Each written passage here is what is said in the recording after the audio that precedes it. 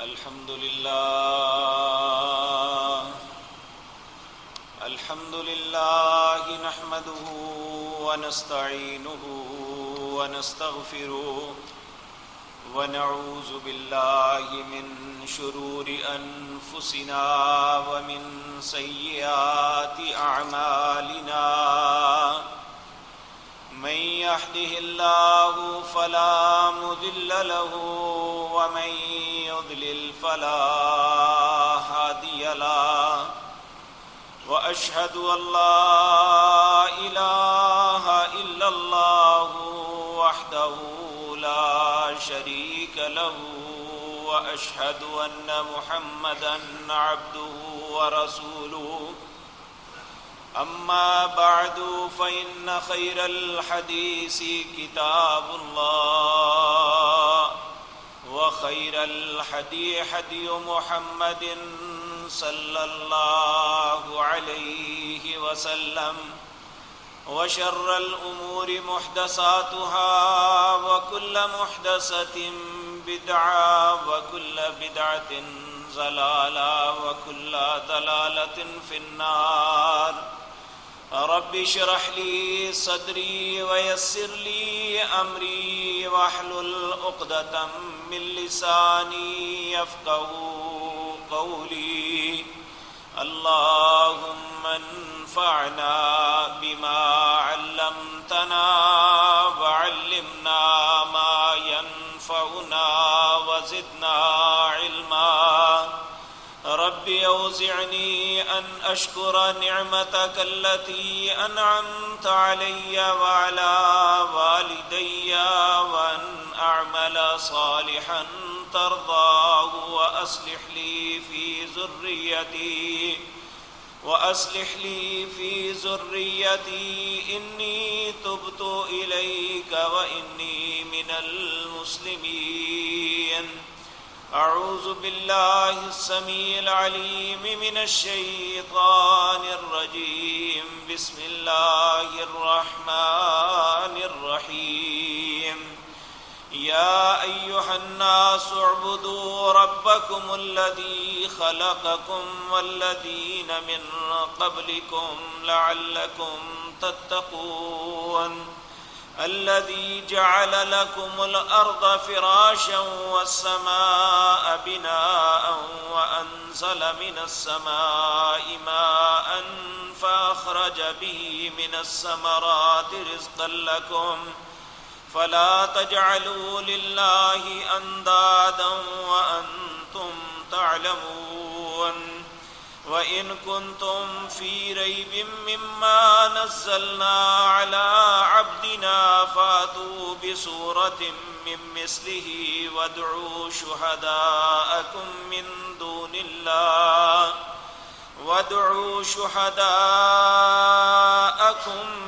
دون الله إن كنتم صادقين فإن لم تفعلوا ولن تفعلوا فاتقوا النار التي وقودها الناس والحجارة أعدت للكافرين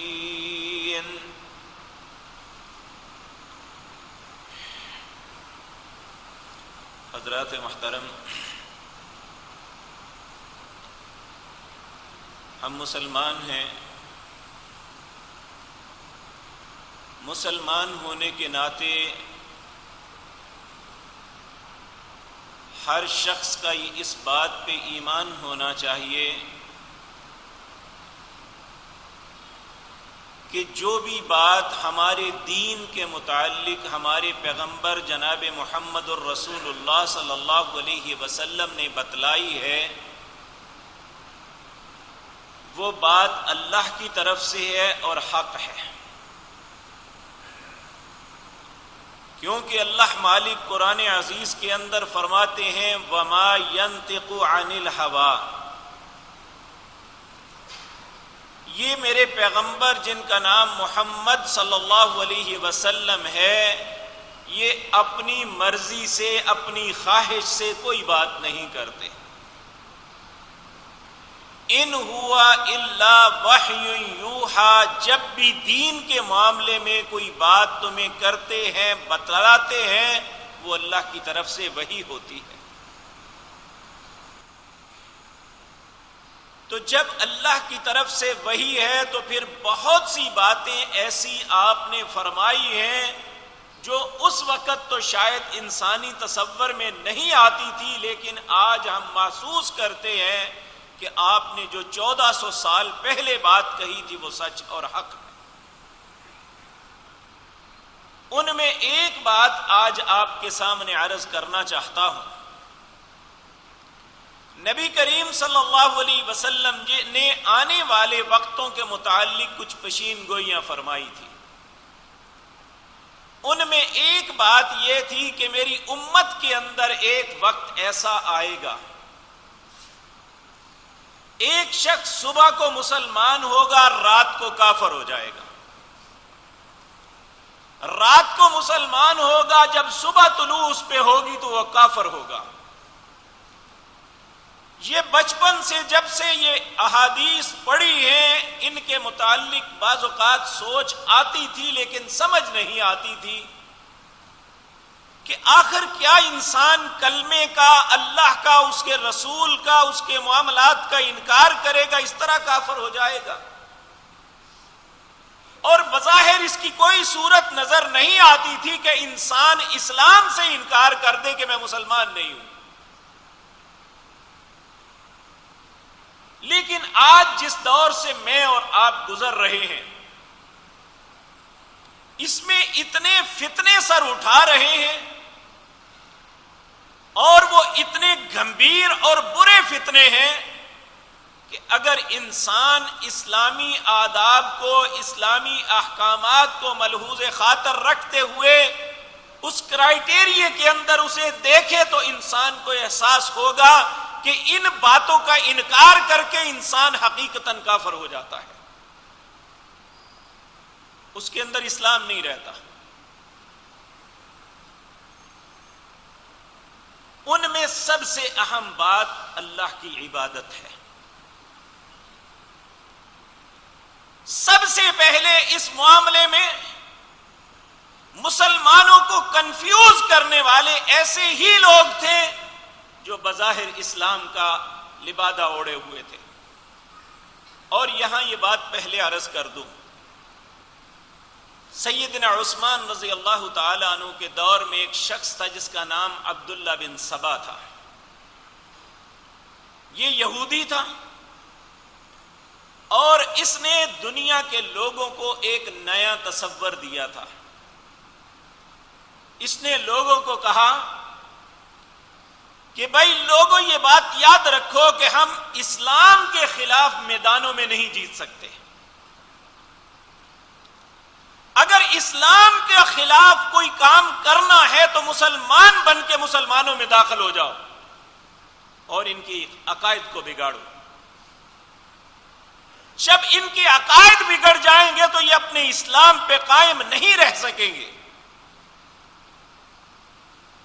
اور ہمیں تاریخ بتلاتی ہے کہ دنیا میں ایسے بے شمار ادوار آئے۔ صلاح الدین ایوبی رحمہ اللہ 11 سال تک ان نام نہاد مسلمانوں سے لڑتے رہے جو بظاہر مذہبی اجارہ دار بنے ہوئے تھے، لیکن حقیقتاً ان کا مذہب کے ساتھ کوئی تعلق نہیں تھا۔ اس نے پہلے ان کو ختم کیا اور پھر 2 سال کے اندر 22 عیسائی مملکت کو شکست دی۔ آج امت کے اوپر شاید وہی وقت پھر آ گیا کہ اس ملک کے اندر 2 شخص تھے، ایک کا نام عبداللہ چکڑالوی اور ایک غلام احمد پرویز۔ یہ دونوں شخص تھے جنہوں نے سب سے پہلے اس ملک کے رہنے والے مسلمانوں کو قربانی کے معاملے میں کنفیوز کرنا شروع کیا کہ یہ قربانی بے شمار جانوروں کا قتل ہے، یہ پیسے کا بہت بڑا ضیاع ہے۔ کیا یہ ساری بات اللہ کو علم نہیں تھی؟ جس نے ہمیں حکم دیا اور اس نے ساتھ یہ بات بتلائی بھی، لن ینال اللہ لحومها ولا دماؤها ولکن ینالہ التقوی، مجھے نہ تمہارا گوشت پہنچے گا نہ تمہاری قربانی پہنچے گی، میں تو صرف تمہارے دلوں کے تقوی کو دیکھتا ہوں۔ تو اگر دلوں کے اندر تقوی نہ ہو، اور یہی چیز ختم کرنے کے لیے لوگوں سے عبادات، اللہ کی عبادت چھین رہے ہیں، کبھی حج اور عمرے کے متعلق کنفیوژن پھیلائی جا رہی ہے، کبھی آج اتنا بدترین دور آ گیا ہے کہ نماز کے متعلق یہ کہا جاتا ہے کہ نماز کی کوئی حیثیت نہیں۔ یہ مذہبی اجارہ داروں نے لوگوں کو اپنے ڈربوں میں بند کرنے کے لیے ایک طریقہ کیا ہے تاکہ لوگ ان کے گھیرے میں رہیں۔ میں نے آپ کے سامنے کچھ آیات پڑھی ہیں، یہ سورۃ بقرہ ہے، اس کا 3واں رکوع شروع ہوتا ہے۔ اللہ رب العزت پوری دنیا کے لوگوں کو مخاطب ہو کے کہتے ہیں، یا ایھا الناس، اس میں صرف مسلمان نہیں ہے، دنیا کا ہر وہ شخص جو اپنے آپ کو انسان کہتا ہے، اس کو اللہ رب العزت مخاطب ہو کے کہتے ہیں، یا ایھا الناس، اے لوگو، اعبدوا ربکم، اپنے رب کی عبادت کرو۔ اب سوال یہ پیدا ہوتا ہے، عبادت کیا ہے؟ تو ہمیں سورۃ طٰہٰ میں یہ بات سمجھ آتی ہے۔ 16واں پارہ سورۃ طٰہٰ، اللہ رب العزت نے جب پہلی مرتبہ حضرت موسیٰ علیہ السلام مدین سے واپس آ رہے تھے تو کوہ طور کے پاس آپ نے ایک آگ کو دیکھا، اذ رأى نارا فقال لأہلہم کثوا انی آنست نارا، کہنے لگے اپنی بیوی کو یہاں بیٹھو، ایسا محسوس ہوتا ہے کہ ہم رستے سے بھٹک گئے ہیں، وہ جو آگ نظر آ رہی ہے میں یا تو آگ لے آؤں اپنی سردی کا مداوع کر لیں، یا یہ ہے کہ اپنا رستہ معلوم کر لوں کہ ہم نے کس طرف جانا ہے۔ تو اللہ رب العزت نے فرمایا، انی آنست نارا لعلی آتیکم منہا بقبس او اجد علی النار ہدا فلما اتاہا، جب اس آگ کے قریب آئے، نودی یا موسیٰ، موسیٰ علیہ السلام کو ایک آواز سنائی دی۔ وہ آواز کیا تھی؟ انی انا ربک، اے موسیٰ میں تیرا رب ہوں، فاخلع نعلیک، اپنے جوتوں کو اتار لے، انک بالوادی المقدس طویٰ، تو ایک مقدس بستی میں آ گیا ہے، ایک مقدس سرزمین میں آ گیا ہے، وَأَنَا اخْتَرْتُكَ فَاسْتَمِعْ لِمَا يُوحَىٰ، اپنے کانوں کو میری طرف متوجہ کر اور جو میں کہتا ہوں غور سے سن۔ اور کیا کہا؟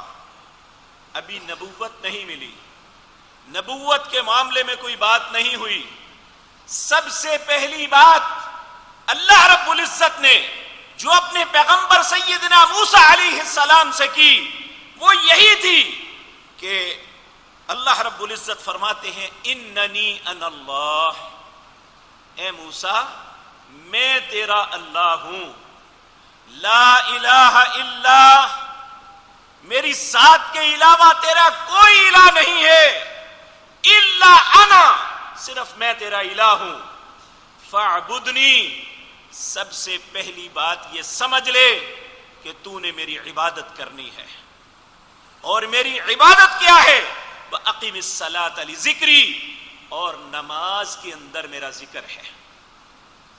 آپ یہ بات یاد رکھیں، یہ میں بات اس لیے عرض کرنے لگا ہوں کہ آج امت مسلمہ بالعموم اور بالخصوص بر صغیر کے لوگ یہ اللہ کی اس عبادت نماز سے اتنے دور چلے گئے ہیں کہ انہیں احساس ہی نہیں ہے کہ وہ اسلام کے دائرے سے ایک دم نکل رہے ہیں. اور جس طرح رسول اللہ صلی اللہ علیہ وسلم نے فرمایا تھا کہ ایک مسلمان رات کو اسلام میں ہوگا، جب دن ہوگا تو وہ کفر میں مبتلا ہو جائے گا، جب دن ہوگا تو رات کے وقت وہ کفر میں مبتلا ہو جائے گا. تو اس لیے ہمیں بھی سوچنا چاہیے. پیارے نبی جناب محمد الرسول اللہ صلی اللہ علیہ وسلم نے یہ بات ارشاد فرمائی تھی، من ترک الصلاۃ متعمدا فقد کفر، جس نے ایک نماز جان بوجھ کے چھوڑی اس نے کفر کیا. اور پھر فرمایا ایک حد فاصل قائم کر دی، بین العبد و بین الکفر ترک الصلاۃ. ایک شخص جو نماز پڑھتا ہے، ایک شخص جو نماز نہیں پڑھتا، کہا نماز پڑھنے والا مسلمان ہے، نماز نہ پڑھنے والا مسلمان نہیں بلکہ وہ کافر ہے. اور آج یہ کہا جا رہا ہے، ہمیں یہ سبق دیا جا رہا ہے کہ دنیا کا سب سے اچھا مذہب، دنیا کا سب سے اچھا دین یہ انسانیت کی خدمت ہے. میرے بھائیوں، میں آپ کے سامنے 3 واقعات رکھتا ہوں جو رسول اللہ صلی اللہ علیہ وسلم کی زندگی کے ہیں.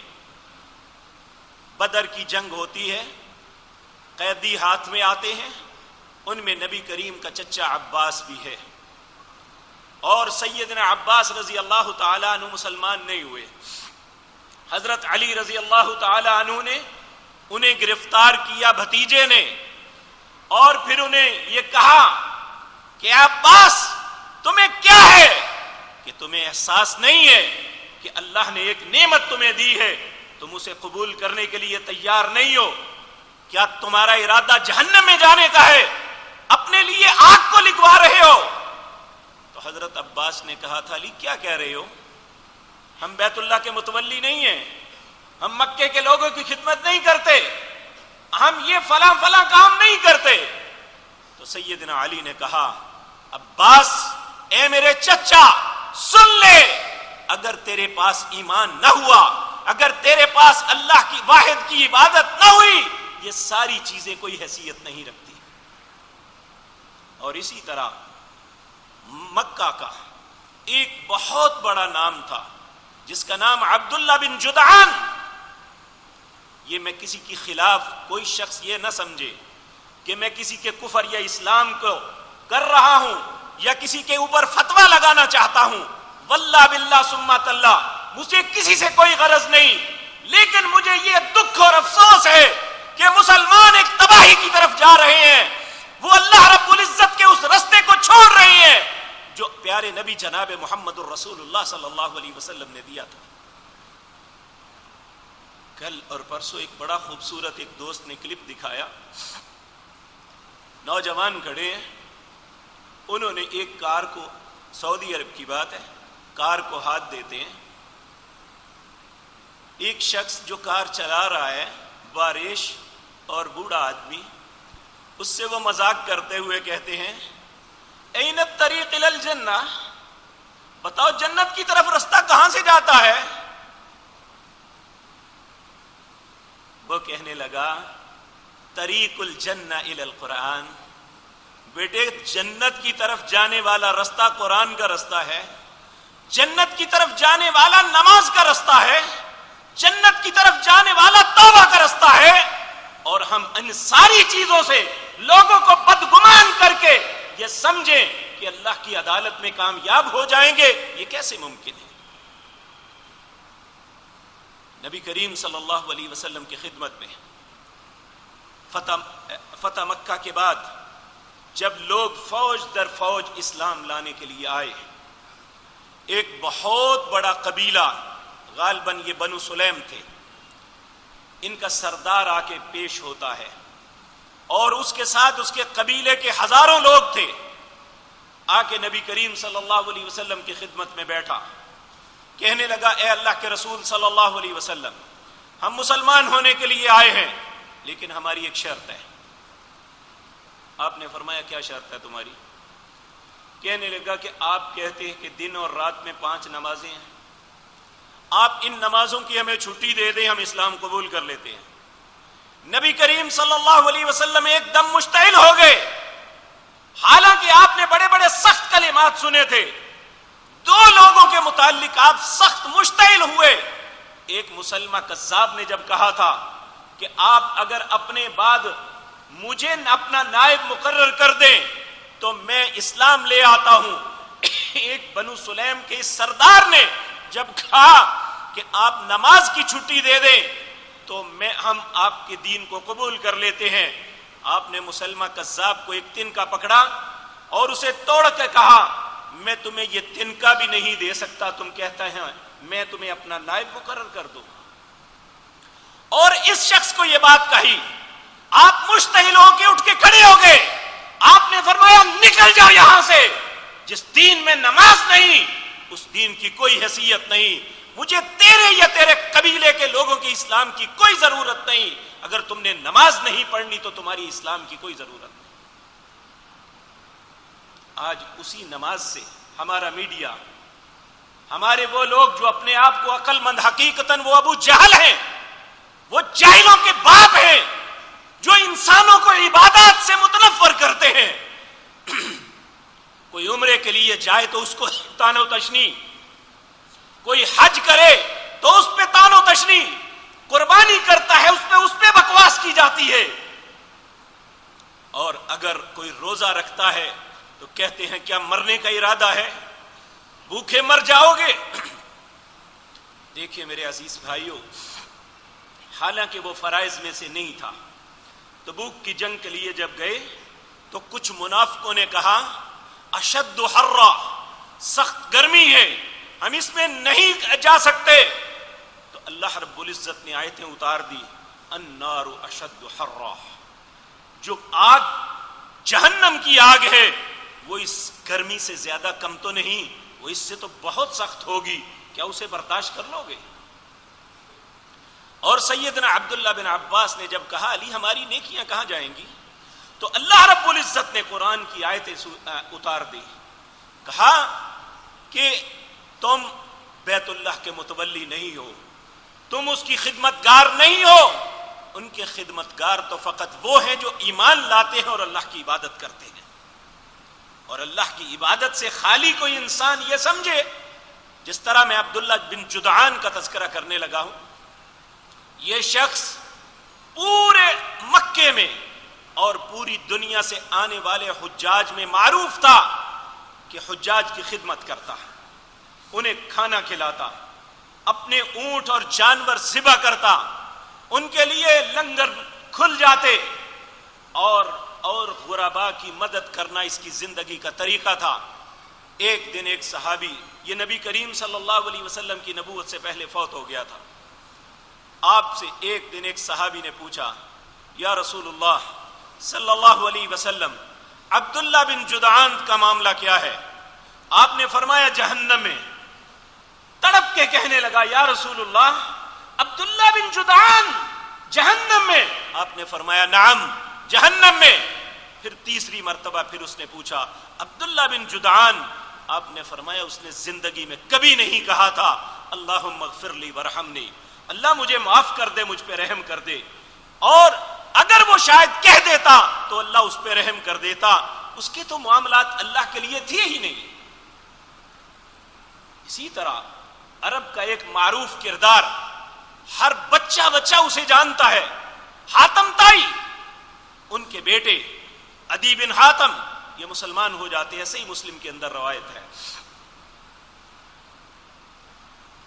عدی بن حاتم ایک دن اپنے بابا کے متعلق پوچھتے ہیں یا رسول اللہ این ابی، میرا باپ کہاں ہے؟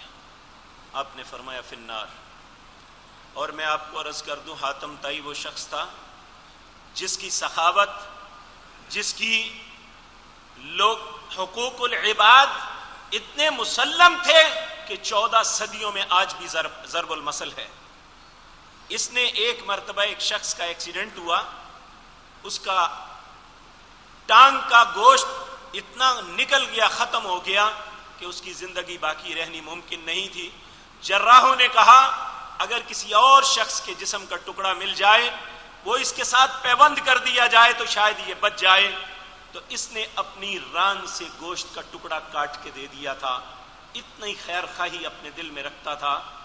تو نبی کریم صلی اللہ علیہ وسلم سے ان کا بیٹا جو مسلمان ہو گیا تھا، پہلے عیسائی تھا اور جب اسلام قبول کر لیا تو ایک دن نبی کریم کی خدمت میں بیٹھا ہوا پوچھنے لگا این ابی یا رسول اللہ صلی اللہ علیہ وسلم، اے اللہ کے پیارے حبیب صلی اللہ علیہ وسلم میرا باپ؟ آپ نے فرمایا فی النار۔ پھر کہنے لگا این ابی، میرا باپ؟ آپ نے فرمایا فی النار۔ یاد رکھیں یہ کیوں فی النار تھا؟ انسان اور اللہ کا تعلق صرف اور صرف عبادت کی وجہ سے ہے۔ اگر یہ تعلق کٹ جائے تو انسان ساری دنیا کی بھلائیاں کر لے، کوئی حیثیت نہیں اس کی بھلائیوں کی اگر اس کا اور اس کے رب کا تعلق ہی آپس سے نہ رہا۔ اس لیے میرے پیارے بھائیوں، ہمیں اس بات سے دور کیا جا رہا ہے، ہمارے دلوں میں نفرت پیدا کی جا رہی ہے۔ کیا نماز ہمارے دلوں میں نفرت پیدا کرتی ہے یا محبت؟ نبی کریم صلی اللہ علیہ وسلم نے فرمایا جب لوگ آپس میں ملتے ہیں، کھڑے ہوتے ہیں، آپ انہیں فرماتے لوگوں آپس میں مل جاؤ، اللہ تمہارے دلوں کو ملا دے گا، اور اگر تم نے ملنا چھوڑ دیا اللہ تمہارے چہروں کو پلٹا دے گا، تمہارے دلوں میں نفاق اور دوری ڈال دے گا۔ یہ نماز کی وجہ سے اسلام اور مسلمانوں میں اتفاق ہو سکتا ہے، اور نماز کے نہ پڑھنے سے منافقت اور دلوں کی دوری اور بغض اور عناد پیدا ہو سکتا ہے۔ آج مسلمانوں کی امت میں، امت مسلمہ کے اندر اگر نفاق بہت زیادہ ہے، اگر بہت زیادہ دلوں میں بغض اور عناد ہے تو اس کا سبب ہمارا نمازوں سے دور رہنا ہے۔ اللہ رب العزت نے سب سے پہلی بات نبی کریم صلی اللہ علیہ وسلم آپ نے ارشاد فرمایا اول ما یحاسب به الناس، سب سے پہلے جس چیز کا حساب اللہ لوگوں سے لے گا وہ الصلاۃ، نماز کا ہوگا۔ جس کی نماز درست ہوئی اس کے دوسرے معاملات دیکھے جائیں گے، جس کی نماز ہی نہ ہوئی یا جس کی نماز درست نہ ہوئی، نماز نہ ہونا تو دور کی بات ہے، جس کی نماز درست نہ ہوئی فلیس للہ برہان، اللہ کے ہاں اس کے پاس کوئی دلیل ہی نہیں ہے کہ وہ آگے بات کر سکے۔ ایک مسلمان کے پاس سب سے بڑی دلیل اس کی نماز ہے، اس کا روزہ ہے، اس کی زکوٰۃ ہے، اس کا حج ہے۔ اگر ہمارے پلے یہ چیزیں نہ ہوئیں تو یقین مانیے اللہ کے ہاں ہمارے پاس کوئی دلیل نہیں ہم کہہ سکیں کہ اللہ تو ہمارے ساتھ یہ معاملہ ایسا کر دے۔ بلکہ عبادت نہ کرنا یہ تو اتنی بڑی خباثت ہے کہ جس کا تصور بھی نہیں کیا جا سکتا۔ ایک انسان اللہ کی عبادت کے ساتھ کسی اور کو شریک بنا لے، اللہ اس کے لیے جنت کو حرام کر دیتے ہیں۔ اللہ رب العزت یہاں پہ فرما رہے ہیں، جو آیات میں نے آغاز میں آپ کے سامنے پڑھی، یا ایھا الناس، اے لوگو، اعبدوا ربکم، اپنے رب کی عبادت کرو، الذی خلقکم، کیوں عبادت کرو؟ کس لیے عبادت کرنی ہے؟ اس لیے الذی خلقکم، اللہ وہ ذات پاک ہے جس نے تم سب کو پیدا کیا ہے، والذین من قبلکم، تمہارے بڑے خود پیدا ہو کے نہیں آئے تھے، ان کو بھی اللہ نے پیدا کیا تھا، لعلکم تتقون۔ یہ ساری بات اس لیے بتا رہا ہوں کہ تمہیں پیدا کرنے والا میں ہوں، تمہاری کمانڈ اینڈ کنٹرول بھی میرے ہاتھ میں ہے، تم اور تمہارے پہلے کوئی کسی شک و شبے میں مبتلا نہ رہنا، مجھ سے ڈر کے رہنا۔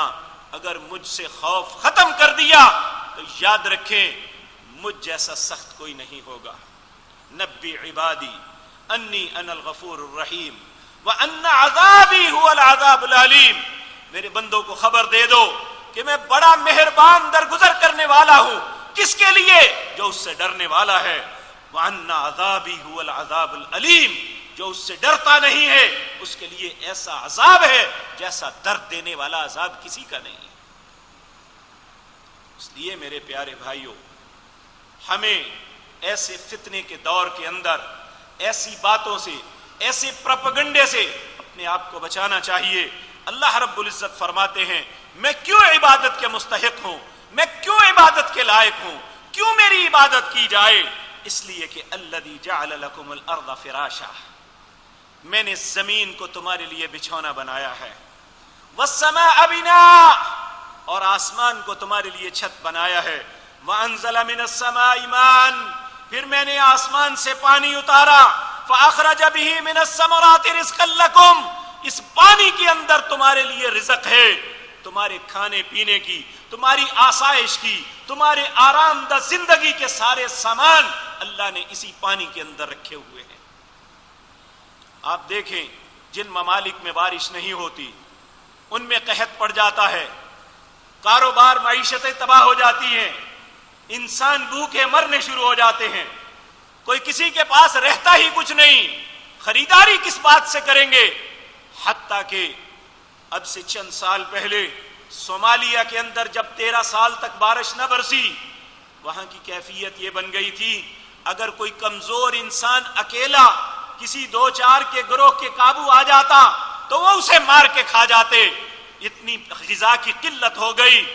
اللہ رب العزت کہتے ہیں اللہ وہ ذات پاک ہے، الذی وہ ذات ہے جعل لکم الارض فراشا، جس نے تمہارے لیے زمین کو فرش بنایا، والسماء بناء، آسمان کو چھت بنایا، وانزل من السماء ماء، اور آسمان سے پانی اتارا، فاخرج به من الثمرات رزقا لکم، اس پانی کے ساتھ زمین سے تمہارے لیے رزق اتارے، پھل نکالے، فلا تجعلوا للہ اندادا، لوگوں اس کی عبادت میں کسی دوسرے کو شریک بھی نہ کرنا، عبادت نہ کرنا دور کی بات ہے، فلا تجعلوا للہ اندادا، اس کی عبادت کے اندر کسی دوسرے کو شریک بھی نہ کرنا، کہ چہ جائے کہ انسان اللہ کی عبادت سے انکار کر دے۔ میں گزشتہ مجلس میں بھی عرض کیا تھا، میرے ایک بھائی نے وہ کلپ مجھے بھیجا کہ وہ بدبخت انسان 1 گھنٹہ 40 منٹ کی تقریر ہے اور اس میں یہ کہہ رہا ہے نماز کوئی عبادت نہیں، اللہ نے کہیں اس کا حکم نہیں دیا، قرآن میں جو صلاۃ کا لفظ ہے یہ صرف کمانے کے لیے کیا گیا ہے، فلاں کے لیے کیا گیا ہے، قرآن کے ہر حرف کا غلط معنی، غلط تشہیر کر کے، اور اس ملک میں رہ رہا ہے،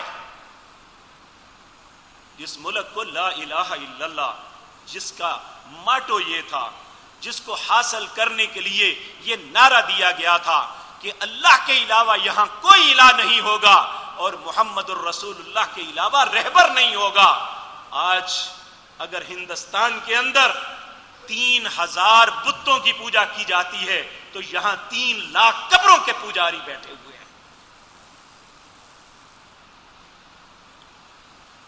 ایک تو وہ رونا ہے کہ عبادت ہے لیکن اللہ کے ساتھ شریک بنا کے، لیکن اب یہ سارا کچھ ختم کر کے عبادت کو سرے سے ہی گلے سے اتارا جا رہا ہے۔ کیا ہم بھی عیسائیوں کی طرح سینٹ پال کے عقیدے کو اپنانے پہ تل گئے ہیں؟ اور پھر سب سے بڑی بات یہ ہے کہ ہر شخص نے جنت اور جہنم کا ٹکٹ اپنے ہاتھ میں پکڑ لیا ہے۔ نبی کریم صلی اللہ علیہ وسلم، ایک صحابی جنگ کے اندر بڑی ہی بے جگری سے لڑتا ہوا شہید ہوا، تو لوگوں نے کہا یہ جنت کی چڑیا ہے، یہ جنت کی چڑیا ہے، اس نے ایسے ایسے کیا، اس کی تعریفیں کر رہے تھے۔ آپ نے فرمایا کس نے کہا ہے تمہیں؟ میں تو اسے دیکھ رہا ہوں، اس نے ایک مال غنیمت سے چادر چرائی تھی، وہ چادر آگ کی بن کے اس پہ لپٹی ہوئی ہے اور تم اسے جہنم کا پرندہ قرار دے رہے ہو۔ تو آج جنت اور جہنم کا ٹکٹ بھی ہمارے ہاتھ میں ہے۔ اللہ کے قانون اور اصولوں کو پامال کرنا ہماری زندگی کا مشغلہ بنا ہوا ہے، اور اگر کوئی انسان کسی بات پہ سمجھانے کی کوشش کرے تو الٹا تبرے بازی اس پہ لگائی جاتی ہے کہ تم ٹھیکیدار بنے ہوئے ہو۔ میرے عزیز بھائیو، ہم ٹھیکیدار نہیں ہیں، لیکن اللہ نے جو قرآن میں اصول بتائے ہیں اگر ان اصولوں کو بلڈوز کریں گے تو پھر اللہ نے ہمیں اپنے دین کی سمجھ اسی لیے دی ہے کہ ہمارا جینا اور مرنا اللہ کے دین کو لوگوں تک پہنچانا ہے۔ اللہ رب العزت فرماتے ہیں آگے اگلی آیت میں کہ فلا تجعلوا للہ اندادا وانتم تعلمون، اللہ کی عبادت میں کسی دوسرے کو شامل نہ کرنا، تم یہ باتیں خوب جانتے ہو، تم سے کوئی بات چھپی ہوئی نہیں ہے۔ وَإِن كُنتُمْ فِي رَيْبٍ مِّمَّا نَزَّلْنَا عَلَىٰ عَبْدِنَا، میں نے جو اپنے بندے جناب محمد الرسول اللہ صلی اللہ علیہ وسلم پر کتاب نازل کی ہے، جو کتاب قانون ہے، جو زندگی گزارنے کا ڈنگ ہے، جس میں تمہارے لیے ان ھذا القرآن یہدی للتی ہی اقوم، یہ قرآن ایسی کتاب ہے جس میں قوموں کی ہدایت کا سامان ہے، اگر تمہیں شک ہے کہ قرآن یہ صحیح نہیں ہے تو فاتوا بسورۃ من مثلہ، اس جیسی ایک صورت بنا کے لے آؤ۔ وادعوا شہداءکم من دون اللہ، اللہ کو چھوڑ دو، ساری دنیا کے انسانوں کو اکٹھا کر لو، جنوں کو لے آؤ، اگر تم سچے ہو تو اس جیسی ایک صورت لے آؤ۔ فَإِن لَّمْ تَفْعَلُوا، یہ چیلنج 1400 سال سے ہے، فَإِن لَّمْ تَفْعَلُوا وَلَن تَفْعَلُوا، تم نہیں کر سکو گے، ہرگز ایسا نہیں کر سکو گے، فَاتَّقُوا النَّارَ الَّتِي وَقُودُهَا النَّاسُ وَالْحِجَارَةُ، اس آگ سے ڈر جاؤ جس کا ایندھن انسان اور پتھر ہیں، اعدت للکافرین، اللہ کے واضح حکموں کا انکار کرنے والوں کے لیے اللہ نے وہ جہنم بنائی ہے۔ میرے عزیز بھائیوں، حضرت ابراہیم علیہ السلام، آپ کا بھی اپنی قوم کے ساتھ یہی مکالمہ تھا، قوم بتوں کو پوجتی تھی، آپ اللہ کی طرف بلاتے تھے، آپ نے ان کے ساتھ جو مکالمہ کیا، سورۃ شعراء 19واں پارہ اس کی آیت نمبر 68 اپنے گھروں میں اٹھا لینا، سورۃ شعراء 19واں پارہ اس کی آیت نمبر 68، اللہ رب العزت فرماتے ہیں وَاتْلُ عَلَيْهِمْ نَبَأَ ابراہیم، ابراہیم علیہ السلام کی بات کو تلاوت کیجئے میرے نبی محمد صلی اللہ علیہ وسلم، لوگوں کو بتلائیے، اذ قال لأبیہ وقومہ ماذا تعبدون، جب انہوں نے اپنے باپ اور قوم سے کہا کس کی عبادت کر رہے ہو، قالوا نعبد اصناما فنظل لها عاکفین، کہنے لگے ہم عظیم بتوں کو پوجتے ہیں اور ہم ان کے مجاور ہیں، ہمیشہ ان کے محافظ بن کے بیٹھے ہیں۔ تو ابراہیم نے سوال کیا، سیدنا ابراہیم خلیل اللہ علیہ السلام نے، قال کہنے لگے هل يسمعونكم يستدعون، جب تم انہیں بلاتے ہو یہ تمہاری بات سنتے ہیں، او ينفعونكم او يضرون، تمہیں نفع یا نقصان دیتے ہیں؟ اب اس کا جواب کوئی نہیں تھا، کہنے لگے قالوا بل وجدنا آباءنا كذلك يفعلون، ہم نے اپنے باپ دادا کو اسی پہ پایا، یہی کچھ کریں گے؟ کیا آج ہمارا طرز عمل بھی یہی نہیں ہے؟ کیا ہمارے باپ دادا پاگل ہیں؟ کیا ہمارے باپ دادا کو دین کا پتہ نہیں تھا؟ کیا ہمارے مولوی کو پتہ نہیں ہے؟ یہ تو کفار کا عقیدہ تھا، ایک مسلمان کا عقیدہ تو یہ نہیں ہونا چاہیے، جب اس کے سامنے اللہ کی بات آ جائے، اس کے رسول کا حکم آ جائے تو پھر اسے یہ نہیں کہنا بنتا کہ وہ میرے باپ دادا جس پہ چلتے تھے، ہمارے مولوی پیر امام جس پہ چلتے تھے، ہم تو اس رستے پہ چلیں گے، یا ہمارے معاشرے کی روایات یہ تھی۔ یہ تو کفار کا عقیدہ تھا، مسلمان کا عقیدہ تو ایسا نہیں ہونا چاہیے۔ کہا بل وجدنا آباءنا کذالک یفعلون، ہم نے جیسے اپنے آبا کو پایا وہی کچھ کریں گے۔ قال افرأیتم ما کنتم تعبدون انتم وآباؤکم الاقدمون، قال افرأیتم ما کنتم، کبھی دیکھا ہے، سوچا ہے کس کی عبادت کر رہے ہو اللہ کے مقابلے میں؟ کیا کر رہے ہو؟ کیا اللہ کی ذات کے علاوہ انسان سوچے تو صحیح کس رستے پہ چل رہا ہے؟ جب یہ ساری باتیں ہوئیں تو وہ کہنے لگے باز آ جاؤ، ہم تمہیں رجم کر دیں گے۔ تو ابراہیم علیہ السلام نے اب مقابل میں اپنے رب کی تعریفات کو بتلایا، کہنے لگے میں اس اللہ کی عبادت کرتا ہوں، الذی خلقنی فہو یہدین، میرا رب وہ ہے جس نے مجھے پیدا کیا اور مجھے ہدایت دی۔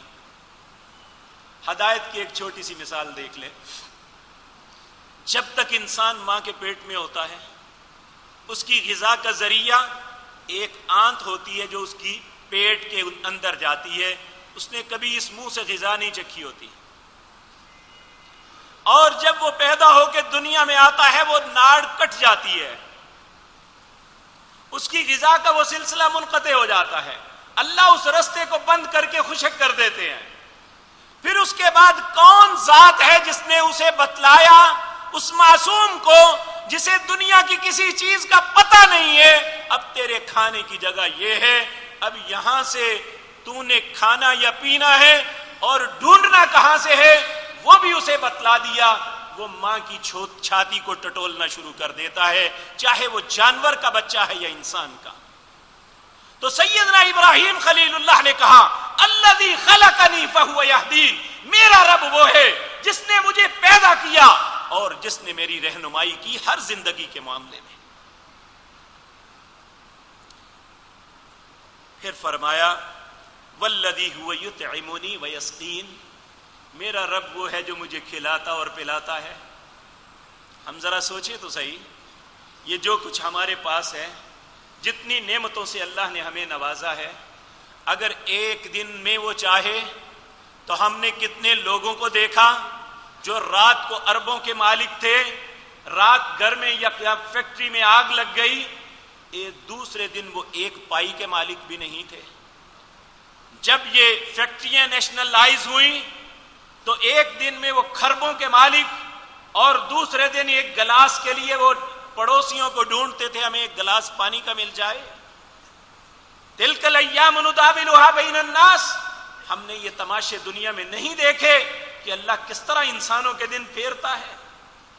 جب وہ چھیننے پہ آتا ہے تب بھی نہیں پتا چلتا، جب وہ دینے پہ آتا ہے تب بھی نہیں، جب یہ سب کچھ وہی دیتا ہے تو پھر عبادت بھی صرف اسی کی ہے۔ والذی هو یطعمنی ویسقین واذا مرضت فهو یشفین۔ دیکھیں ادب، اللہ کا ادب کتنا ہے ابراہیم علیہ السلام کے، کہ مرض کی بات اپنی طرف کی کہ بیمار میں ہوتا ہوں، شفا تو دیتا ہے، حالانکہ بیماری بھی اللہ کی طرف سے آتی ہے۔ یہ ایک ادب ہے کہ کہا وَإِذَا مَرِضْتُ، بیمار میں ہوتا ہوں، اپنی غلطیوں کی وجہ سے، اپنی بد پرہیزیوں کی وجہ سے میں ہوتا ہوں، فَهُوَ يَشْفِينِ، وہ اللہ مجھے شفا دیتا ہے۔ وَالَّذِي يُمِيتُنِي ثُمَّ يُحْيِينِ، پھر وہ مجھے مارے گا اور زندہ بھی کرے گا۔ وَالَّذِي أَطْمَعُ أَن يَغْفِرَ لِي خَطِيئَتِي، یہ بات غور طلب ہے میرے عزیز بھائیو۔ انسان اپنی زندگی میں بہت سی کوتاہیاں کرتا ہے، اس سے بہت سی غلطیاں ہوتی ہیں، اور یہ بات یاد رکھیں کہ ان غلطیوں کو اللہ کے علاوہ کوئی نہیں معاف کر سکتا۔ یہ عبادات ہی ہیں جو انسان کے لیے اللہ کے رویوں کو نرم کرتی ہے۔ یہ نماز، روزہ، زکوٰۃ، حج اور دوسرے معاملات، اس میں کوئی شک نہیں کہ خدمت خلق یہ بھی اسلام کا ایک اہم پہلو ہے، لیکن اللہ کی عبادت کے بعد، اللہ کی عبادت سے پہلے کچھ بھی نہیں۔ تو میرے عزیز بھائیوں، اللہ رب العزت جو ہے وہ والذی اطمع ان یغفر لی، ابراہیم علیہ السلام کہتے ہیں کہ میں امید رکھتا ہوں، میں طمع رکھتا ہوں، میرے دل میں بڑی تمنا ہے ان یغفر لی خطیئتی یوم الدین، جب قیامت کے دن، فیصلے کا دن ہوگا، اللہ میری خطاؤں سے درگزر فرما دیں گے۔ اور کس کی خطاؤں سے درگزر فرمائیں گے؟ جس کا تعلق اپنے رب سے ہوگا، اور تعلق رب سے کس کا ہے؟ جو اللہ کی عبادت کرنے والا ہے۔ جو اللہ کی عبادت نہیں کرتا وہ یہ سمجھے کہ میرا رب سے تعلق بن جائے اور میرا رب میرے معاملات کی اصلاح فرما دے، تو یہ بھول ہے۔ دنیا کو کوئی بھی انسان اس بھول میں مبتلا رہے، لیکن وَلَن تَجِدَ لِسُنَّتِ اللَّهِ تَبْدِيلًا، اللہ کا قانون نہیں بدلتا۔ اللہ کا قانون یہ ہے کہ وہ سب سے پہلے یہ دیکھے گا کہ میرا حق کس نے ادا کیا ہے، وہ اپنے حق سے دستبردار نہیں ہوتا۔ دو ہی باتیں ہیں، اگر اس کے حق میں کوتاہی ہوئی ہے تو اس سے معافی مانگ لیں، تو اگر یا اس کے حق کو صحیح طریقے سے ادا کریں، اس کے علاوہ ہمارے لیے نجات کا کوئی رستہ نہیں۔ سب سے پہلی اور آخری بات یہ ہے کہ انسان اپنے آپ کو، نبی کریم صلی اللہ علیہ وسلم نے فرمایا کہ یہ بات مجھے میرے رب نے کہی، میں تم تک پہنچا رہا ہوں، اے ابن آدم تو میری عبادت کے لیے اپنے آپ کو فارغ کر لے، میں تیرے دل کو رعنائیوں سے بھر دوں گا اور تیری مفلسی کا سدباب کروں گا، اور اگر تم نے ایسا نہ کیا تو میں طرح طرح کی پریشانیوں میں مبتلا کر دوں گا، تیری مفلسی کا کوئی سدباب نہیں ہوگا، نہ دنیا میں بہتری ہوگی نہ آخرت میں۔ اور قرآن کے اندر اللہ رب العزت نے فرمایا وَمَنْ أَعْرَضَ عَنْ ذِكْرِي فَإِنَّ لَهُ مَعِيشَةً ضَنْكًا، جو بھی شخص میرے ذکر سے اعراض کرے گا، میری عبادت سے منہ پھیرے گا، میرے ذکر سے منہ پھیرے گا، نفرت کرے گا، فَإِنَّ لَهُ مَعِيشَةً ضَنْكًا، میں دنیا کے اندر اس کی معیشت اس پہ تنگ کر دوں گا، وَنَحْشُرُهُ يَوْمَ الْقِيَامَةِ أَعْمَى، قیامت کے دن اندھا کر کے اٹھاؤں گا۔ پھر انسان اللہ سے کہے گا قَالَ رَبِّ لِمَ حَشَرْتَنِي أَعْمَى وَقَدْ كُنْتُ بَصِيرًا، اے اللہ تو نے مجھے اندھا کیوں کیا جبکہ میں دیکھنے والا تھا؟ اللہ رب العزت فرمائیں گے قال كذلك اتتك آیاتنا فنسیتها وكذلك اليوم تنسى، کیا تیرے پاس میری آیتیں نہیں آئی تھی؟ جس طرح تو نے میری آیتوں کو بلا دیا، جا آج میں نے تمہیں بلا دیا۔ اس دن کے اس ذلت امیز جواب سے پہلے ہمیں اپنے رب سے سلو کر لینی چاہیے، اس کی عبادت کے لیے اپنے آپ کو کمر بستہ کر لینا چاہیے۔ یہاں تک ایک دن 10 دن رمضان غیر رمضان نہیں، حتی وعبد ربک حتی یاتیک الیقین، اللہ کی عبادت اس وقت تک کرنی چاہیے یہاں تک کہ موت آ جائے۔ انسان اللہ کی عبادت سے پیچھے نہیں ہٹنا چاہیے، یہی ایک مسلمان کی زندگی کی بنیاد ہے اور یہی مسلمان کی اساس ہے، انہی باتوں پہ اسلام کی عمارت قائم ہے۔ اگر ان چیزوں کو ڈھا دو گے، اسے ختم کر دو گے تو یقین مانیے ہمارا اسلام سے کوئی تعلق نہیں رہے گا۔ اللہ یہ بات مجھے اور آپ کو سمجھنے کی توفیق عطا فرمائے۔ اقول قولی ھذا ان الحمد للہ نحمده ونستعینه ونستغفره ونعوذ باللہ من شرور انفسنا ومن سیئات اعمالنا، من يهده الله فلا مضل له ومن يضلل فلا هادي له، واشهد ان لا اله الا الله وحده لا شريك له واشهد ان محمدا عبده ورسوله۔ اللهم صل على محمد وعلى آل محمد كما صليت على ابراهيم وعلى آل ابراهيم انك حميد مجيد۔ اللهم بارك على محمد وعلى آل محمد كما باركت على ابراهيم وعلى آل ابراهيم انك حميد مجيد۔ یہ نماز کے بعد ایک خاتون کا جنازہ ہے، انشاءاللہ وہ پڑھیں گے، اللہ ان کی مغفرت فرمائے۔ یہ ایک بھائی میاں یاسر عرفات صاحب ہیں، انہوں نے کہا 13 جولائی کو میری والدہ وفات پا گئی ہیں، ان کے لیے دعا کریں اللہ ان کی مغفرت فرمائے۔ ایک بھائی نے کہا ہے کہ میرے والد محترم منظور حسین صاحب 28 رمضان کو وفات پا گئے ہیں، ان کے لیے دعا کریں اللہ ان پہ رحم فرمائے اور معاف فرمائے۔ ایک بھائی نے کہا ہے میری والدہ بیمار ہیں، اللہ انہیں صحت کاملہ عاجلہ عطا فرمائے۔ یہ ایک بھائی نے کہا ہے کہ اس دعا کا مطلب بتا دیں، اللہم انت ربی لا الہ الا انت انی قد ظلمت نفسی فاغفر لی ذنوبی لا یغفر الذنوب الا انت۔ اس کا معنی یہ بنتا ہے اللہم اے میرے اللہ، انت ربی تو میرا رب ہے، لا الہ الا انت تیری ذات کے علاوہ میرا کوئی الہ نہیں مگر تو ہے، انی قد ظلمت نفسی بے شک میں نے اپنی جان پہ بڑا ظلم کیا ہے، فاغفر لی ذنوبی اے اللہ میرے گناہوں کو معاف فرما دے، لا یغفر الذنوب الا انت میرے گناہوں کو تیری ذات کے علاوہ کوئی معاف نہیں کر سکتا۔ یہ ایک بھائی نے سوال کیا ہے فتح مکہ کے وقت نبی کریم صلی اللہ علیہ وسلم کی زبان مبارک پہ کیا الفاظ تھے؟ آپ کے الفاظ تھے لا الہ الا اللہ وحدہ انجز وعدہ ونصر عبدہ وحزم الاحزاب وحدہ۔ لا الہ الا اللہ وحدہ، اللہ کی ذات کے علاوہ میرا کوئی الہ نہیں، وہ اکیلا ہے۔ انجز وعدہ، اس نے اپنے وعدے کو پورا کیا۔ ونصر عبدہ، اپنے بندے کی اس نے مدد کی۔ وحزم الاحزاب وحدہ، سارے لشکروں کو اکیلے اللہ نے شکست دی۔ یہ کلمات تھے جو رسول اللہ صلی اللہ علیہ وسلم پڑھ رہے تھے۔ آپ کا چہرہ اتنا جھک رہا تھا، آپ کی آنکھوں میں آنسو بہہ رہے تھے کہ آپ کی داڑھی مبارک اونٹ کے کجاوے کی جو چھڑی ہوتی ہے اس کے ساتھ بار بار ٹکرا رہی تھی۔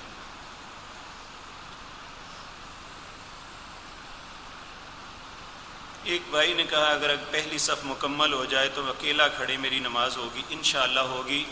کیونکہ جس بات میں آپ کا بس نہیں ہے اس میں اللہ نے آپ کو مکلف نہیں بنایا۔ حقیقہ کے متعلق، حقیقہ نہیں عقیقہ ہوتا ہے، عین سے متعلق وضاحت فرما دیں۔ اللہ جو بھی بچہ پیدا ہوتا ہے، بیٹا یا بیٹی، اگر وہ اس کے ماں باپ استطاعت رکھتے ہیں تو اس بچے کے اوپر اللہ کی طرف سے قرض ہے جو 7ویں دن ادا کرنا ہے۔ اگر بیٹی ہے تو 1 بکری یا بکری کا بچہ، بھیڑ، دمبا جو بھی ہو، اور اگر بیٹا ہے تو 2۔ آج کل کچھ لوگ بڑا جانور کر کے، گائے یا اونٹ کر کے 7 عقیقے کرنا، یہ رسول اللہ کی سنت سے ثابت نہیں۔